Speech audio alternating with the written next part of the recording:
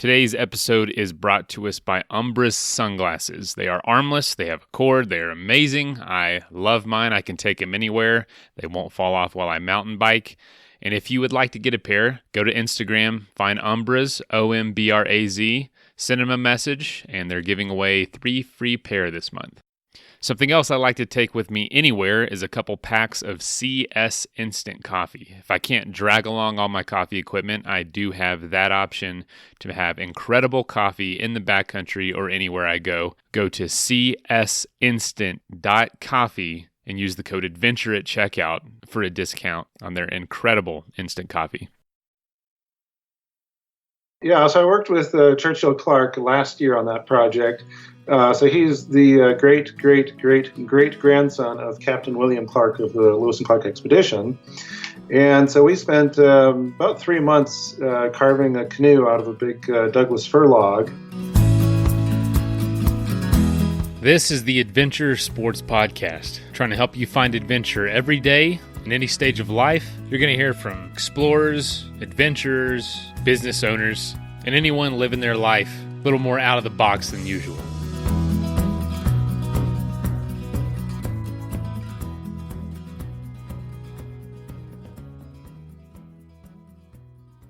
You ever just hear a story on this show and think to yourself, wow, I could really see myself doing that. Not all the stories I feel that way about. I think they're interesting, but I don't necessarily want to do them myself. Well, this one with Thomas Elpel, I definitely thought, wow, I'm pretty jealous of this experience. And honestly, Thomas's entire lifestyle. I'll go ahead and drop his YouTube channel. He has a really awesome YouTube channel with all sorts of wilderness survival skills and just primitive living skill videos that are just really entertaining to watch. And I've definitely been living vicariously through them lately. But anyway, this experience of of canoeing the entire Missouri River from Three Forks, Montana to St. Louis, Missouri, retracing the Lewis and Clark expedition in a dug-out handmade canoe that he made with the great-grandson of William Clark of the Lewis and Clark expedition. How awesome is that, by the way? What a cool experience. It was 5 months on the water from June to November of 2019. So he literally just got off the river not long before we talked. It was 2,300 miles. And just was his kind of way of celebrating being a recent empty nester. Pretty epic. And just amazing feat.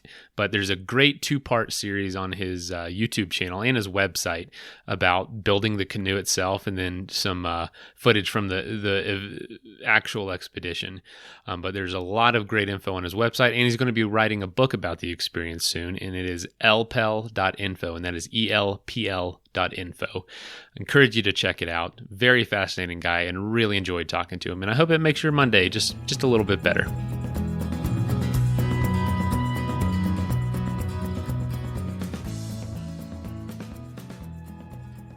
Perfect. Well, I know you just got off the Missouri River, but I actually don't know, what day did you actually finish the trip? November 3rd, we arrived in St. Louis at the Arch. So that was the end, and then it took a little bit of time to get back to Montana. Oh my gosh! Now, could you see the Arch from quite a ways away? A couple miles out, not a huge distance. So not like 3 days out, you could see the Arch. No, the Arch is, we talk about paddling the length of the Missouri, and the Arch is actually on the Mississippi. So it's a sort of a symbolic ending point. There isn't really a good place to take, if you just do the whole Missouri, there isn't any place to take out of the water there anyway. So, and so the option is either you take out about 3 miles shy of the end of the Missouri, or you finish the Missouri and you go around onto the Mississippi a little bit, and paddle to the Arch is just a nice symbolic ending. Oh, absolutely. People know where it is. It's nice, like you said, ending point, and it assures that you did the whole Missouri, Yes, it does. But you don't have anybody questioning, well, you actually stopped where, a mile before it actually is considered the Mississippi. And so you get to disregard all the naysayers. But if you don't mind, I'd love to go back. Where are you coming from today for the interview? So I live in Pony, Montana, southwestern Montana. about a half an hour from the Missouri headwaters, where the Jefferson, Madison, and Gallatin rivers come together to form the Missouri River. So, Pony, Montana. First of all, that's the name of the town, Pony. Wow, Pony is the name of the town. Yeah, must be pretty small. it's pretty small and pretty sweet. Just nestled in the foothills of the Tobacco Root Mountains. About 120 people here, and that's just right for me. Wow, man. Have you ever? I mean, did you grow up there? No, I went to school over in Bozeman, on the other end of the valley, so that's a little bigger. That's a real town. Bozeman, man. Holy cow, man. 120 people. I went through one town one time in Montana called Judith Gap. I think it was 25. And I think I met everybody in town that day. I walked through, did a walk across Montana 31 years ago that we went through Judith Gap, and we stopped and had pie at the restaurant there. So that is hilarious. A walk across Montana. That sounds like an episode in itself. oh, that was a long time ago. So you've been an adventurer for your whole life, it sounds like. Well, yes and no. I did raise 4 kids in between that expedition and this one, so that had a lot to do with the current one. Is I'm a recent empty nester, and thought, hey, I can, I've been saving up for a while to, to go do something, and so yeah, I wasn't sure.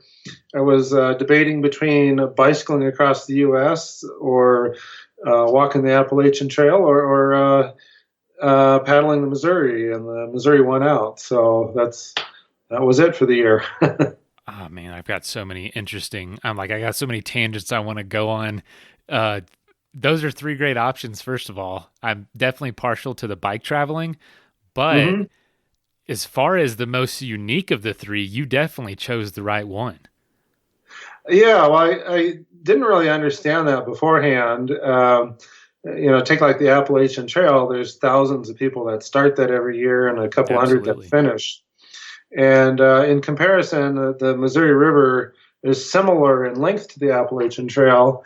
But if you look at the on MissouriRiverPaddlers.com, they have a database of all the past expeditions.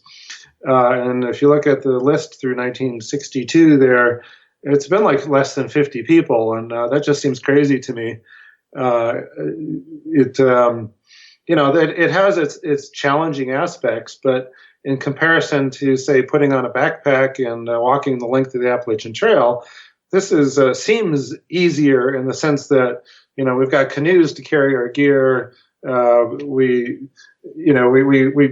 basically spend most of the summer like turtles laying on a log, drifting down the river. You can carry however much booze, however much equipment, whatever you want, you can pretty much carry, I'm sure. Exactly. Yeah. So, yeah, it was a good trip for sure. Man, well, I don't know. You're right. The AT would be harder, but there's also like a billion guides on how to do it, and resources galore. And you wouldn't probably hardly have much of a experience of solitude or wilderness compared to something like this. So, the fact that only 50 people ish have done this, there must have not been that many resources to go off of to plan. Yes and no. There are some good resources out there. David Miller's book, The Complete Paddler, was very helpful, and I actually spent some. I mean, originally I was just thinking about winging it, as far as you put the canoe in the water and you start paddling, but the fact that I was paddling a very heavy hand carved dugout canoe meant that I had to coordinate some of our portages around the dams. And so I had to be able to predict when we were going to be there. And so I started laying out like a theoretical schedule to get at least through the first few dams. And then I ended up doing that all the way down to St. Louis. So working between the Complete Paddler book and Google Earth, putting together projected campsites for each day, and we didn't have to follow that, but it actually turned out being really helpful. having that as a reference point.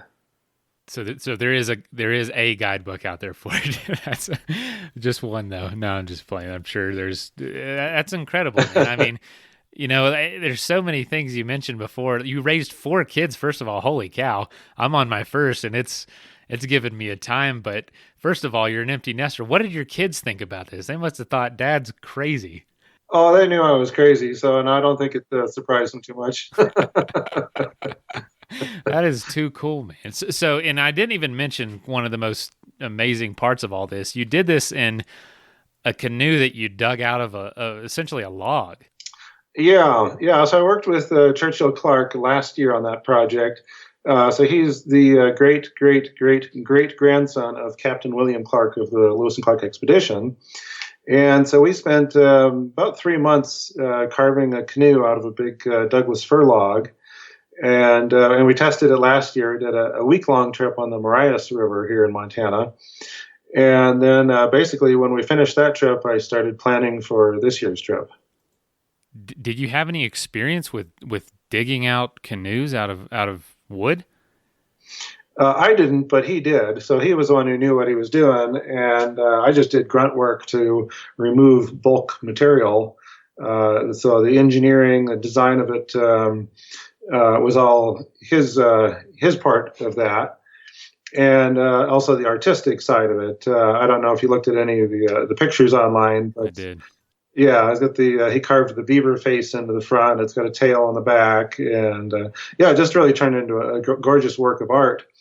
I was just thinking, well, a dugout canoe, and I hadn't, thought in artistic terms of it. But what the touch he added was just amazing. And now, being like you said, the great grandson of William Clark, is this just something he's done to kind of continue that tradition of expedition or of ruggedness? And yeah, you're right, it's beautiful. And I think her name was Bella. Now, I kind of mixed up questions there, but is that something he's been doing for a while? So the Lewis and Clark bicentennial was 2004 through 2006. Mm-hmm.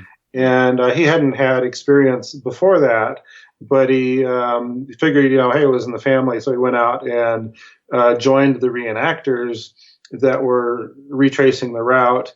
And so part of that, he ended up, on a dugout canoe, going upriver, up the Missouri, and then rode horses over the mountains and paddled down the other side to the Pacific, and then came all the way back the following year there.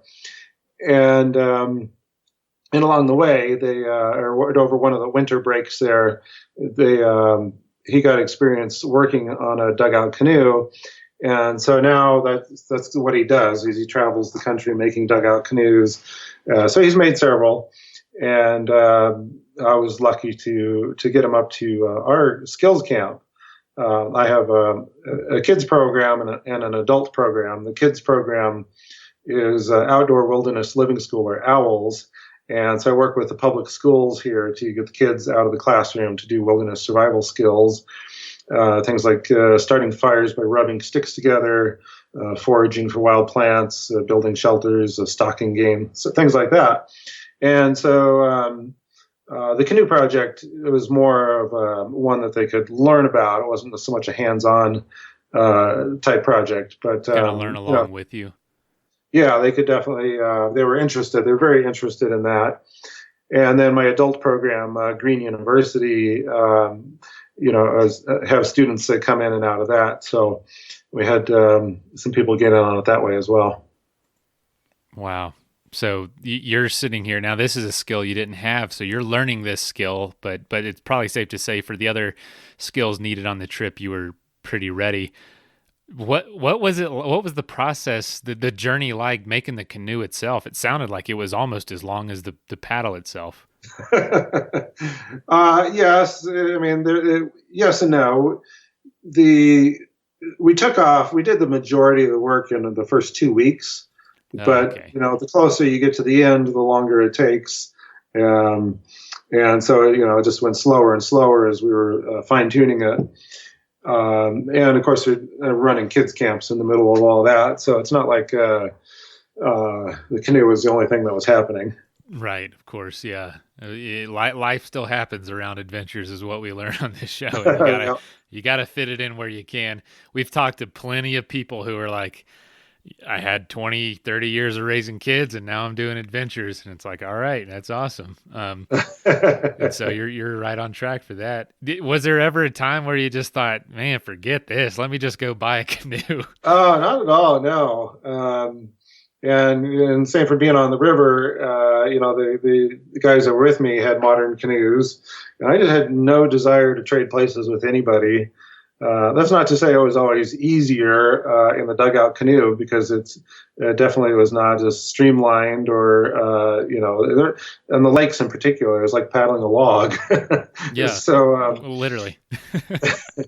but there's something just a little more solid and real about it. It's hard to describe, but when you paddle a dugout canoe, it's the real deal. And so I just didn't want to leave that. No, I what an amazing aspect to add to it that a lot of people wouldn't even think about, and just a way to, you've had a lot of time to think about the journey before you actually went on the journey. Yeah, and the fact that Dugout Canoe project came together is what had cemented the decision. Whereas instead of doing a hiking trip or a biking trip, the fact that kind of serendipitously came together is what decided it that I would do the canoe trip. And another guy here had actually donated an old, worn out dugout canoe for a museum piece to my kids' camp there.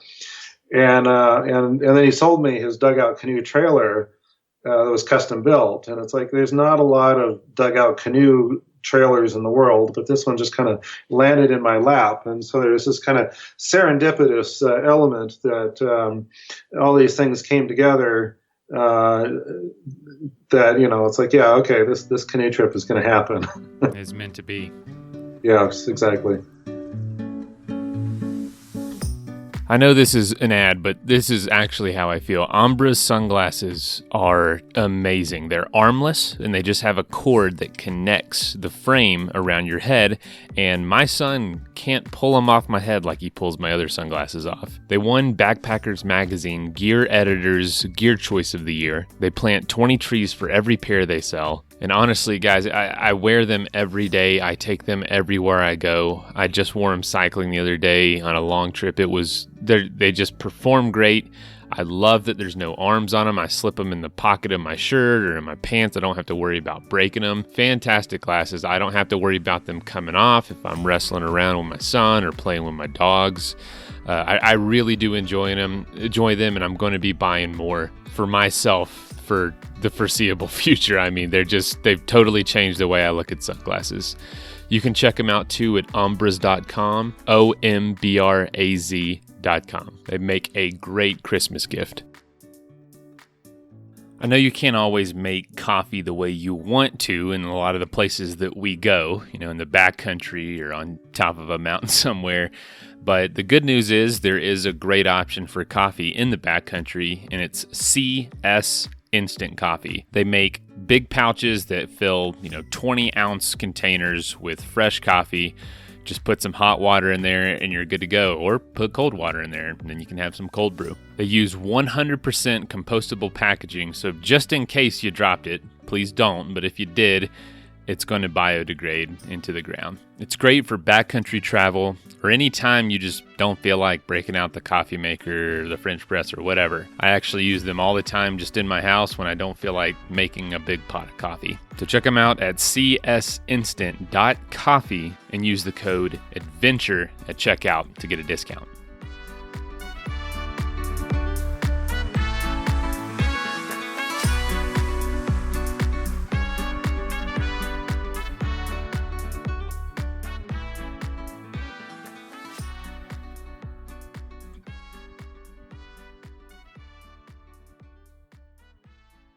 Well, I tell you, you have an incredible two-part two videos on your website that kind of show the process of making it and then show part of the journey. And I'm going to totally link those because really encourage people to take, what is it? Let's see, 30 minutes and 20 minutes. So yeah, less than an hour of your time to watch this. It's incredible. It's exciting. You just see the hard work that goes into it. And yeah, this is a tree that you're working on, man. It is enormous. Can you just tell people, like, what was the length of your canoe overall, and what was the weight and everything? Because I think it's amazing. Yeah. So a typical tripping canoe would be about a 17 footer, and the tree, the dugout canoe, is a 20 footer, so just slightly bigger. But it's quite heavy. I actually had a cottonwood picked out for it, but Churchill took a look at it and said it wasn't big enough. So then I went into panic mode looking for a big enough log, and we found this Douglas fir at a sawmill. And I got to tell you, Douglas fir is not a conventional wood for doing dugout canoes. It's hard, it's full of knots, and it cracks. And so not so, ideal. yeah. So we ended up. Well, for one thing, we used a lot of power tools working on it, because it's like we'd chop at those knots, and the tools would just bounce off. And I saw that, and I thought, I'm like, is the blade turned around? Because it would just bounce right off. I'm like, no, they're hitting it with the blade. It is like hitting concrete. Yeah. So and the other thing is that Douglas fir is heavy. That like cottonwood apparently loses, I think it's like half its weight when it dries out, whereas Douglas fir loses like 10% of its weight. And we've said, Churchill and I said, from once we finished the canoe, that it weighed like about 500 pounds, but we never actually weighed it. And four of us can't even lift the head off the ground. So concluded it must be considerably more than 500 pounds. And so I'll weigh it one of these days. This hasn't happened yet, but my guess is it could be as high as like 900. So it's a heavy canoe. Definitely don't throw it over your shoulders to Portage. Yeah, logistically, that's got to just make so many things so different than a normal canoe trip. Because I've done canoeing. I can just pick it up myself. But this, like, what did you do was it hard to paddle in the water or get moving? No, I mean, it really actually paddles quite well. Certainly not, like a sleek canoe or kayak, but it paddles just fine. And it has enough mass that once you get it moving, it takes a little bit of, braking to, if you're coming into shore, you got to make sure you're not coming in too hot. Oh man, no kidding. 900 pounds, potentially 900 pounds of wood flying into shore. Of course, we can't. A lot of canoes you would take them out of the water when you get to camp. It's nice to have that option that you can just pull it up on shore, and that is did not happen with the dugout canoe. So that just it was a factor sometimes in choosing campsites and finding a suitable place where we could tie up or drive a stake in, knowing that we would have to leave the canoe in the water and slog through the mud to go back and forth to get the gear. Wow, what a fascinating twist to put on just a canoe trip. When did you start the journey? So we started June 1st. So it was 5 months and 3 days from Three Forks, Montana to St. Louis, Missouri. And that's about, the river itself is 2,341 miles. And you miss a little bit here and there because of dams, but, we did probably in the range of 2,300 miles anyway. Holy cow. And now, can you just tell us once you got the canoe built, you had some your logistics figure out, did you have to research the river, or were you familiar enough with the river to know, you did the whole river from Three Forks, Montana to St. Louis. Like, what is the mood of this river? Is there rapids and dangers you have to watch out for like that? As far as, rapids and all that goes, it's, the Missouri is exceptionally tame. It's actually kind of shocking that a river could be so long and so flat. um, so there isn't much for rapids. And the main thing, though, is that of there's 15 dams on the river with reservoirs, and so there's 700 miles of flat water. Basically, 1/3 of the river is flat water impounded behind the dam. So that's like paddling from Seattle to San Francisco on a lake. And so that was, that's one thing Lewis and Clark didn't have to deal with. But we did. And the lakes are a trial for sure. Oh, I can imagine. I guess you lose the flow of the river at that point. Yeah. So, some of the smaller lakes are fine because there's, if they're skinny enough or they're not too windy, then we can paddle them fine. But the wind is a major challenge. The first biggish lake that we encountered, Canyon Ferry Lake here in Montana, we had actually a pretty nice day on the river, and then we hit the lake and we went right into just a headwind blew up out of nowhere. And there, in that part of the reservoir, there was a bunch of what they call the duck ponds that are riprap, so it's kind of steep, rocky banks. There was nowhere where we could land safely, and so we're just basically stuck in the lake, paddling into the wind, moving forward with inches at a time.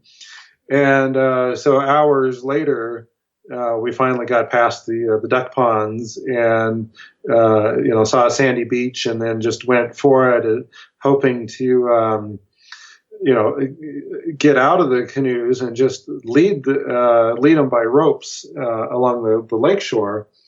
But one problem that's unique to the Dugout Canoe is that when you get up to the shore, if there's any waves coming in from the side, they just hit the side of the canoe and leap over into the canoe, and so basically filled it up like a bathtub in seconds. And so this was a trial in our first week there that we had to deal with. And fortunately, the wind subsided just after that.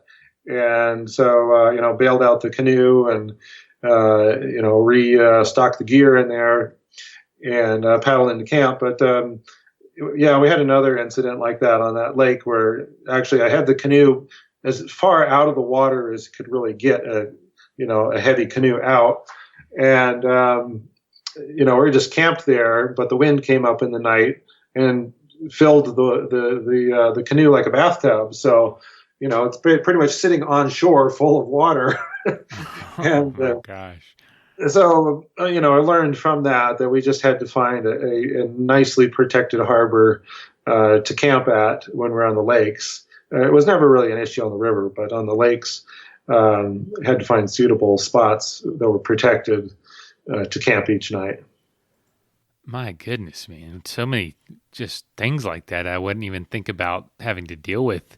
But once you implement a canoe that's essentially a tank on the water, you've got all that kind of things to think about. So how did you deal with portaging it down those dams? Yeah, well, I mentioned that trailer, the custom built trailer, yes. And because the canoe was so heavy, I brought the trailer, and it might sound like a logistical nightmare to bring a trailer without a truck down the river while we're paddling a canoe, but actually it was one of those serendipitous things. It just worked out quite miraculously. Of course, close to home, I had friends and family that were able to help us. But downstream, just ran into people either sometimes just right at the boat ramp that could drive our trailer down to the next dam, or we connected with people online who could do it. And some cases people were going that way anyway. There's one fellow out in South Dakota who he was driving to Tennessee and volunteered to drive the trailer, drop it off in St. Louis on his way through. And so, and he actually was coming back when, like 2 days after we got off the water. So he hitched the trailer up and gave us a ride partway back, and then I rented a U-Haul from there to drive back to Montana. So basically, yeah, just hopped the trailer off from volunteer to volunteer all the way down the river, and hoped it would be there when we got to the next dam, and it was. My gosh, man, isn't that awesome that you don't have to figure out every little detail before you leave and just honestly have faith in people that, you Oh, know what, totally, we're gonna yes, meet somebody. And so I assume you back the trailer in down a boat ramp, load the dugout canoe on, and then go to the other side of the dam and drop you off. That's how it worked? exact, Okay. yeah, And then they'd take it to the next one.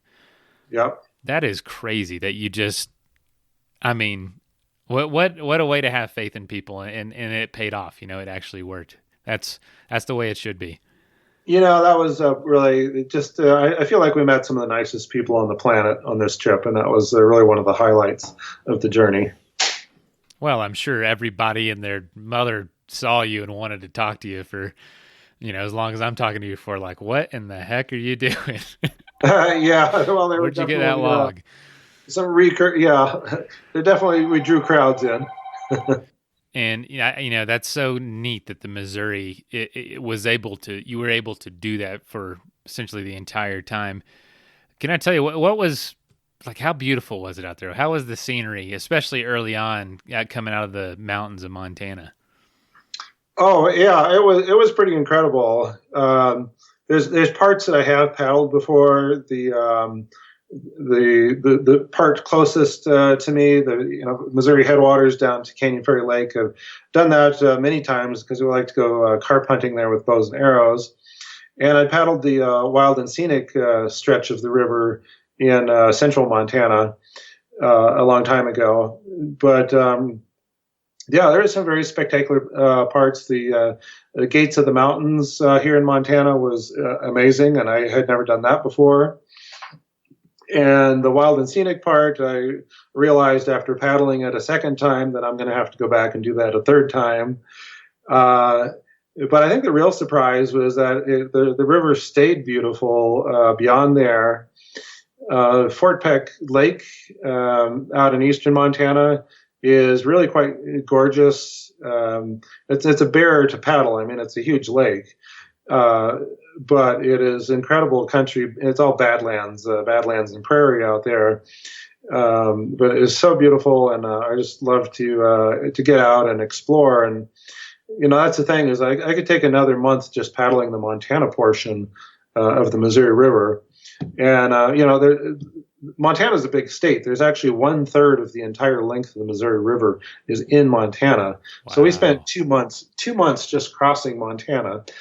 And it's widely considered the most beautiful part of Missouri. But I was actually quite amazed getting into North Dakota. Lake Sakakawea in particular was just gorgeous.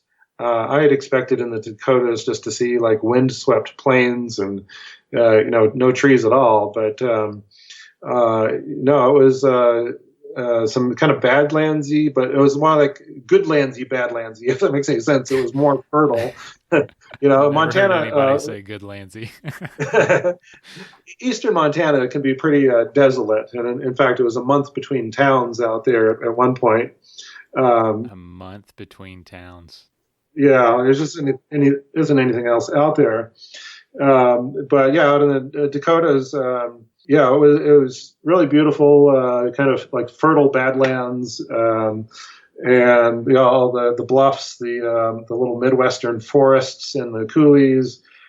It was quite amazing, and yeah, so really quite beautiful all the way down, and then of course we hit the fall colors in the last few weeks of the trip down south, and that was really beautiful and very different than the fall colors I'm used to here in Montana, because we don't have as many tree species. So like our fall colors are beautiful here in terms of we get this golden carpet of, down the rivers, cottonwoods are. But down there in Missouri, it was just all these different colors, more of a painting of, many different hues. And so that was just a real treat. Man, I can't imagine how awesome that was. I've found that, when you're adventuring through somewhere, especially not driving, but like when you're on an adventure in the middle of something, the places that may not seem as exciting geographically or just for whatever reason, uh, they really surprise you because you're seeing things at such a different pace than you were thinking about, or in a different area. And I've been able to bike quite a few of the states, and some of the most memorable experiences have been in what would be considered some of the most mundane places, and those are the most cherished memories. Oh, for sure. Yeah. Yeah. And I think, my view of the states we toured is probably a little bit skewed because I saw it all from the water. Like the Dakotas, it was amazingly green and hilly and right there at the and, water. yeah. So I don't know. I exactly saw the same Dakotas anybody else has, but I think we saw the best part. Man, I'm telling you, that water draws the greenery, so it's very well might be true. And this year was exceptionally green. That was, I think, one of the big surprises. Is I just anticipated it would be hot and dry with temperatures, from 80 to 100 degrees every day. But we had just, like rainstorms. It seemed like about every 4 days we would get another big rainstorm, and it was spring green all the way across the Dakotas, all the way down, and then they had spring flooding this year, and we started fairly late. Since I work with kids in May, we started June 1st, which is later than most paddlers do. But so we were behind the floods most of the way. But once we got down there far enough, it was, pretty heavy flooding and kind of unprecedented to have this high of water this late in the year. And I nearly tied 2011 for the highest total runoff ever in the watershed. And that was also interesting to just from the standpoint that here in Montana, if you have, when you have a flooded river, they really rage, and it's like you don't paddle flooded rivers. But the Missouri is just so big that it's more like a slow moving lake. And so even when it's flooded, it's not super hazardous. Why don't you paddle flooded rivers? Like the Jefferson River here, when it's up, it's moving pretty fast, and the turns, the corner, the bends are pretty tight. Okay, I see. And so it's pretty hazardous. But even the Missouri River, just at the headwaters down here, I've taken kids out there to go carp hunting during flood season because the river is just big enough that a little bit of flooding isn't a big deal. It just it's just bigger and flatter basically. And I was gonna say, it sounds like there's just more playground at that point. That's the funny thing on Missouri is that if you're standing on the bank, up in Montana, the current moves pretty slow, but the channelized river in the last 700 miles of the Missouri River there, where it's been straightened and deepened, when you're standing on the bank, it looks like it's moving really fast, but when you're out on the water, it's almost like you're standing still. And part of that is just because it's so big that you're far away from the banks, so you don't have the feeling that you would on a small river of moving super fast. But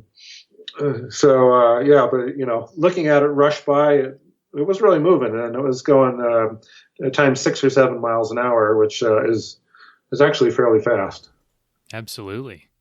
And now you guys obviously didn't have an issue with having plenty of places to get water, of course, but how did you deal with food? Is it like the backpacking world where you have like maybe pre-planned meals or backpacking meals? Did you kind of put caches out there ahead of time? How did that work with like the distances in between towns? Yeah, well, we didn't really, our group didn't really coordinate between us. Everybody kind of prepared in their own way. For me, as a writer, I focused on the important things like building a wooden desk to fit in my canoe. And Of when course. it came time to when it came time to get food, I just opened up the kitchen cabinet and pushed, in basically anything that I wouldn't get around to eating at home. All the little random bags of rice and beans and whatnot, flour, and that all went into as this plastic barrel that I carried. And the main thing is we knew we had a month-long section without between towns, that we had to have a month-long supply of food for that, even though most of the rest of the trip was usually just days between towns, or at most a week or two. But so we brought plenty of food, and we did some foraging, really as much as we could.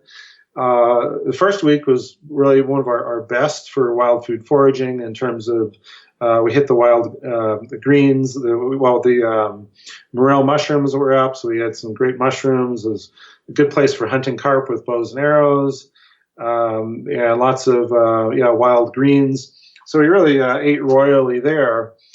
And then less so in other places, just depending on what was available. But in some places, particularly Fort Peck Lake, some of the guys, Scott and John in particular, did a lot of fishing, and brought in some monster northern pike and catfish, and a little everything, really. And so we ate really good with that. And yeah, we'd start out with fresh food whenever we left town, and then switch over to dry goods. But overall, we ate like kings out there. Man, that's. I mean, did you hear what you just said? You said you were bow fishing in Montana in a dugout canoe, retracing the path of Lewis and Clark. Does that is that get through to you just how amazing that sounds? Like it doesn't sound real. I suppose. I mean, as a writer, that's like the most beautiful thing, man. It's just like, what? That was your life for 5 months essentially? Good Lord, that is I amazing. actually have I have a video on YouTube of the carp hunting with bows and arrows. So it's modern canoes, not the dugout, but this is something I like to do. And that's the thing, is that the carp were originally introduced here for food, and modern Americans really disdain them as trash fish. But they're considered like a Christmas dish in some Eastern European countries, and they're really quite good. So I was hoping to hunt for carp all the way down, but it was really just this first week was the only spot that we found that was really good for hunting them. Wow. I've actually never had one, just because I've heard that, but I'd love to try it. I have no qualms about giving it a shot, and definitely plentiful in places. So that might be, heck, I'd love to acquire a taste for them. That's for sure.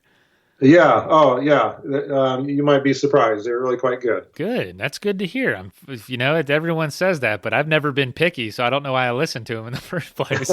But you keep saying we, and I apologize. I haven't asked who was all on the trip with you.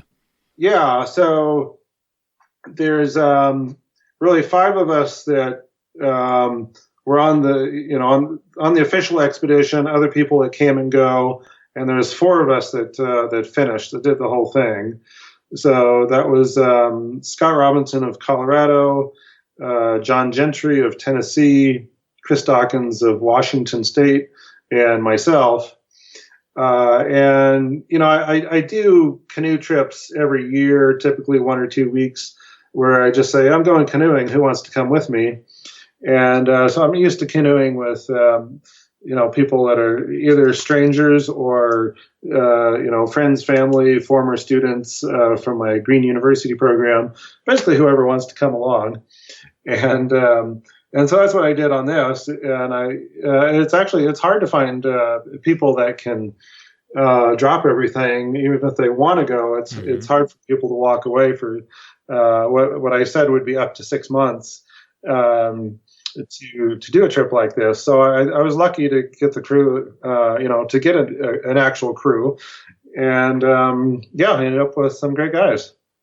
I will say, and as we hear, I hear from listeners all the time, it's not the lack of desire that keeps people from going. It's really the lack of, being able to just work it out in normal life. And it usually does have to wait for a time where they're either, before kids or after kids, with like yourself, empty nester. But, that's I can guarantee a lot more people wanted to go, but couldn't. Yeah. Well, so were you, so with your canoe, were you the only one in it, or were all four of you in it? How did that work with the vessels? So there was, two people in this canoe, and then the other canoes were, partnered sometimes, and it was shifting different things as we went along. So sometimes solo paddling canoes, sometimes partnered up. But everybody took turns paddling the Dugout Canoe. So I was in the Dugout Canoe full time all the way to St. Louis, and then everybody else rotated through, with Chris and I being the principal paddlers of that. And, so you never got a break. I didn't want to break. No, I didn't want to be on the other canoes. And actually, out in eastern Montana, Chris had picked up a stray dog on the reservation out there, and it was a puppy, 2-month-old puppy, and so that Jubilee is what he named her, and so we then had a dog on the canoe. She grew up on the canoe, actually. Oh my! Are you kidding me? If I would have said that with the bow hunting sentence I put together, that would have just. There's a bestseller right there. That sounds like Huckleberry Finn or something, man. This is ridiculous. That's amazing. So you had a dog named Jubilee join you the whole time? Yeah. So it was about well, I guess into the trip. 6 weeks. Okay. Probably 6 weeks into the trip, she came on board and did all the rest. Yeah. I mean, she really grew up on the canoe. How did she do? Did she ever jump out or fall out or any sort of challenges? In that sense, raising a dog on the canoe trip? Well, the main thing was that, she's an energetic puppy, and it was a little hard for her to get on the canoe in the morning, to settle down. And she would whine, but after a while, she'd settle down, and short days were fine. But there were times when we needed to be just on the water all day, and that was really tough on her. But the short days were okay because we'd get to camp, and she'd have plenty of time and freedom to run around, and that's what she really needed. So you've mentioned a few times of just different kinds of challenges. Do you feel there were any? By the way, I didn't mean to just rush through that. That is, first of all, crazy that the dog was on there. I had no idea. None of my research. I just saw a dog. So I'm really delighted by that. That's a really cool aspect that I didn't know about. So that's just so fast. I'm going to ask, where's the dog now? Jubilee and Chris belong together. She is such a sweetheart. It was really a thrill to have her along. Just made every day fun, having that little puppy energy, running around with the dog. Just a real sweetheart.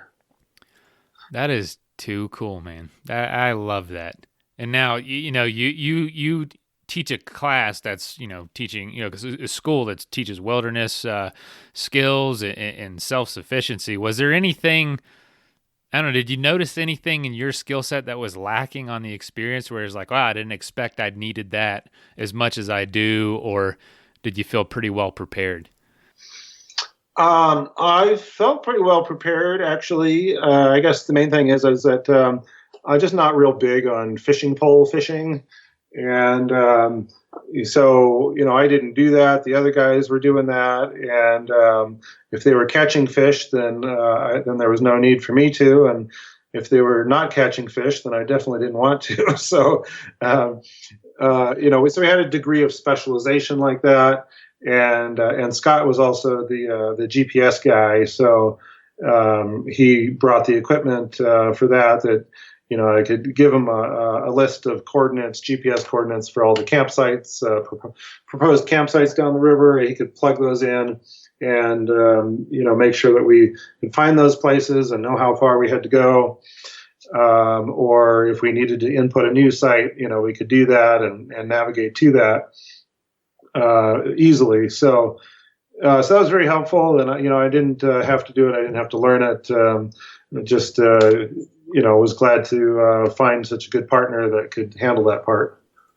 So you seem pretty laid back about all this, and pretty didn't seem like there was a ton of surprises. Was there anything that was incredibly challenging about it for you, or a part of it that was the most challenging or difficult? Well, certainly the lakes, The lakes. and that's Okay. the thing is I knew they would be challenging ahead of time. I had enough experience to know that, and that's the thing is that I paddled the Missouri River, but I don't really think of myself as a paddler. I like canoeing. I canoed the Missouri River, which to me is different than paddling, and so I'm kind of a landlubber. And there's a lot of guys that are just happy to get out there and just dig into the water and paddle. That's what a lot of people do, is they just want to paddle to the end. And to me, I just wanted to paddle to get someplace interesting to get out and hike and explore. So I'm really not that fond of paddling, actually. Okay. So how would you explain that difference? Is canoeing just kind of flowing with the river? Well, yeah, I mean, there's that flowing with the river. To me, I wanted to see everything along the way. I wanted to explore, check out every rock and tree and bush. And, so we're doing hiking and take layover days just to get out and see the area. We went to a lot of historical sites. So really being tourists, as opposed to kind of the idea of getting out and conquering the river, that the goal is, to get to the end. That was always kind of secondary. But anyhow, the lakes were, the major concern even before we left. And I wanted to paddle some of that, but not all of that. And we did do Fort Peck. I mean, we paddled all the lakes down to Fort Peck, which was Fort Peck is, I don't remember, over 100 miles long. So just this immense lake out in eastern Montana. And it can be pretty challenging with the wind and the waves out there. But we did it. We pulled it off. We're very proud of that, and just didn't necessarily want to do it again. And when we got out to Lake Sakakawea in North Dakota, we paddled the first part into a marina there, where we met a guy who he wanted to join us for to paddle part of the river. And when he was coming, he asked if there was anything we needed, and I said, "Well, do you happen to have an outboard motor laying around?" And this was just another one of those many serendipitous things.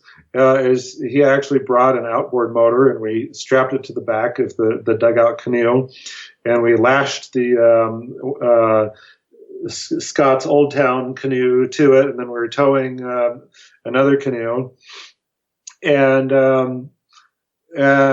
yeah, when we first put this together, by the time we got it done, it was getting into the afternoon, which is when the winds really pick up. But we were eager to get out there, and so we motored out onto the lake into this headwind.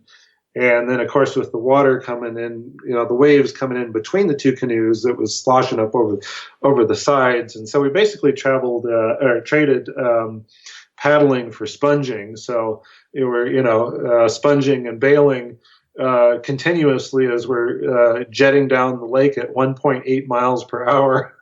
Oh man, that poor motor. And and there wasn't really anything to lash to on the Dugout Canoe, so all the lashings are super loose. And with the waves, the two canoes are kind of seesawing up and down at different rates, and the lashings are lurching back and forth, and the water's coming in, and it seemed like an eternity to get to the first bay that we could get out off the lake at. And that was only like 3 miles from where we started that day. But in principle, we proved that the motor could work. It could only get better from there if we had better weather. So we used that across all the lakes in the Dakotas, which was Lake Sakakawea, Oahe, Lake Sharp, and Lake Francis Case, which is between them, thinking in the range of 400 or, yeah, probably 400 miles. And that took us 6 weeks with a motor. And a lot of that time was just spent waiting for the wind to stop blowing so that we could get out on the lake. We could move about 4.5 miles an hour under ideal conditions. And so, yeah, 6 weeks puttering along across all those lakes. And if we hadn't done that, I wouldn't be home yet. Really? Wow. Was anyone on the team? I mean, how'd you guys do relationally? Was anyone frustrated with the pace at any time? Because I've definitely done adventures kind of both ways, for the enjoyment, kind of more traveling, going to see sights, and the others are, going straight to the finish line. And I will say you have more fun when you're just kind of meandering. At least I do. Yeah. For the most part, pretty good. John was more eager to get to the finish line, mostly because he had obligations at home he needed to get back to. But most of the time, it just made sense to stick together. And then when we got down near Omaha, Nebraska, that's when he really jetted ahead. We'd long ago sent the motor into storage, so we're just back to paddling. But we had a pretty fast current, and if you just put enough hours, you could really get in the miles. So he went ahead of us at that point and reached St. Louis about 2 weeks before we got there. Man, just the fact that you guys all were able to stick together that long and get that many people to take that much time off it's pretty amazing. What an experience. I found out about you through Daniel Hurd. Oh yeah. He said he joined you for part of it. He didn't tell me exactly what that was, so I actually don't know. Yeah. Okay. So, Dan is bicycling the lower 48 states for suicide awareness. And so we had paddled into, I think it was Decatur, Nebraska, and all these there's so much flooding that like this park had been flooded, I think, 3 times this year, and there was another big storm coming, and so the park manager, suggested we come pitch our tents inside this sheltered area, and we did. And there was Dan was already camped there with his bicycle and his tent there. And so we met and started hanging out together, and we were going more or less the same direction. So we started basically traveling together. He was going by bike and we were going by canoe, and we'd camp together at towns along the way and then go touring some of the historical sites around. And that was a lot of fun. He's such a great guy, and it was fun connecting up in town after town. That's so cool, man. Yeah, Dan was on the show earlier this year, and he's just been a pleasure. He reaches out pretty often with where he is and connecting us with with new potential guests, and he's just a great guy. Oh, he's terrific. Yes, that's awesome, and I love what he's doing. So once he comes through here, we're definitely gonna try to do something live. But he told me about this. I'm like, really? You ran into them and just joined them for a little bit? That is amazing. It's just you just never know who's out there doing what. It's so amazing to me. Who just incredible to me. And when you put yourself out there, you never know who you're going to run into. That's for sure. It's an understatement for sure. So, you get back home. You've only been home a couple weeks, man. What has it been hard to readjust to normal life back in Pony, Montana? Well, you got to realize this is Pony, Montana. There's only 120 people here. So I live in a stone and log house I built myself. I cook on a wood stove. This has kind of been my life doing, I write books on wilderness survival and botany and sustainable living, and go camping a lot. This isn't that drastically different. It's not like I'm going back to a cubicle. So, right. The adjustment isn't that difficult for me, and I was writing the entire time. That's my primary occupation is I write books, and I was writing the entire time we were out. I wrote a blog that was picked up as a newspaper column by newspapers along the Missouri River. And so right now I'm working on turning that into a book. Um, yeah, so I'm kind of still actually living the trip right now because I'm immersed in it every day. Man, that's the way to do it. We do talk to a lot of people that their normal life is just so starkly different, and it's a whirlwind, trying to readjust. I've definitely been there. And I've had other trips where I move into like a barn afterwards, and it just feels like the adventure just keeps on going. uh, So for you, what an amazing ability to like come home, really process it, and really, keep that thread of creativity and that thread of excitement going. Do you mind sharing where can people find out more about your books and about your story? Sure. So you can go to lpel.info. So that's my last name, Tom Elpel, ELP as in Paul, EL.info. And so there's information and videos about making the canoe, links to the blog and everything. And there's links on that page to my books as well. And since this one is mostly written, it won't actually take that long to put it together. And I think by March it should be in print. It's 5 months on the Missouri River paddling a dugout canoe. Oh my gosh, I am gonna get a copy. I'm gonna keep in touch because I want to be on the list, the pre-order list, because this sounds incredible. I can totally. I've never done a trip this long on the water, but I'd love to. That being said, what advice do you have for people who maybe have an idea and want to do something like this? Yeah, I think the main thing is to give it the time it needs and not to rush it. I just really not into that getting to the finish line thing. I think that just causes a lot of unnecessary stress and repetitive stress injury and all that. Allow the time, whatever time the journey needs. Yeah.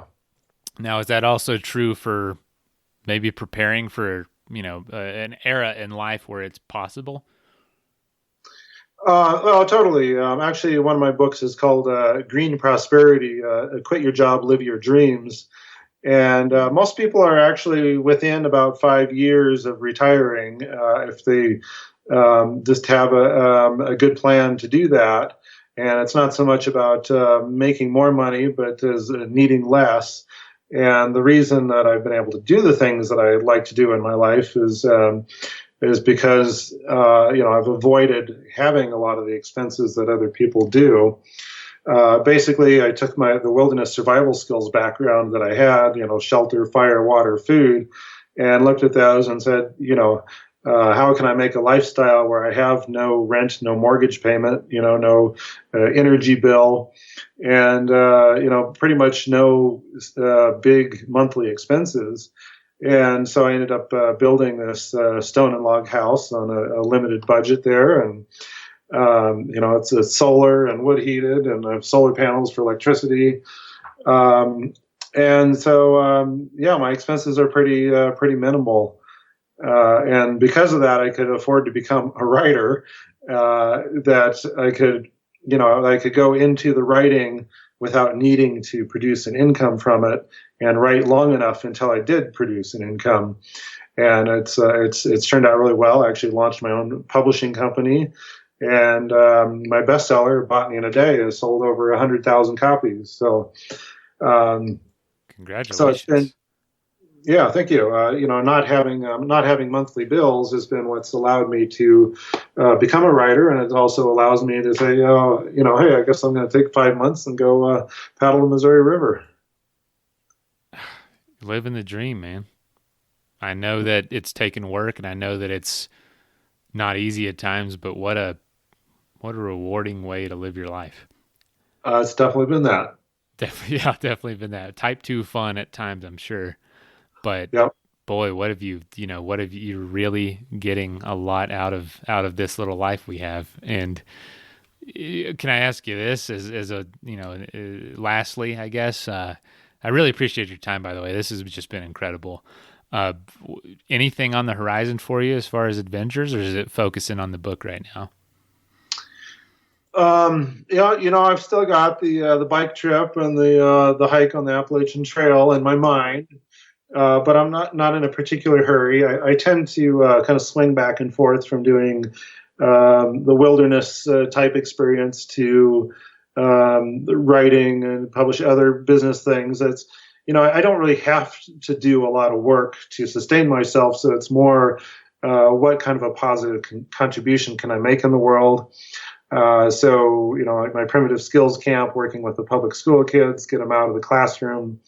And so, projects like that. And also a president of the Jefferson River chapter of the Lewis and Clark Trail Heritage Foundation. So we've been raising funds to purchase campsites for the public on this water trail that we've created on the Jefferson River.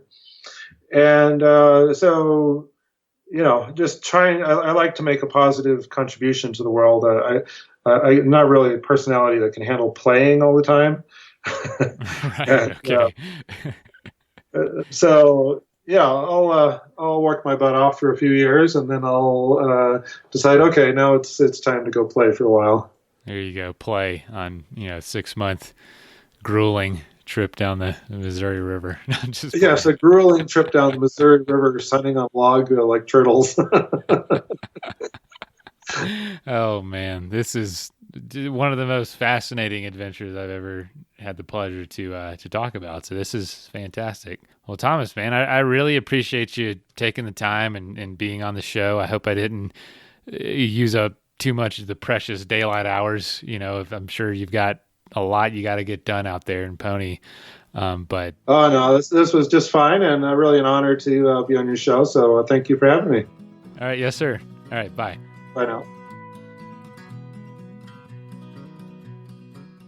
First of all, thank you so much for listening. It means the world to us that you choose to listen to this show. If you'd like to help us further, you can leave a review on iTunes, share us with your friends, your family. It goes a long way to grow in the show. You can also support us financially through patreon.com/adventuresportspodcast. Link is in the show notes. And also, if you have an idea of who could be a good guest for the show, we're always looking for people to tell their story about the outdoors or adventure. So if you know someone, please reach out. Email us at info@adventuresportspodcast.com. And until then, get out there and have some fun.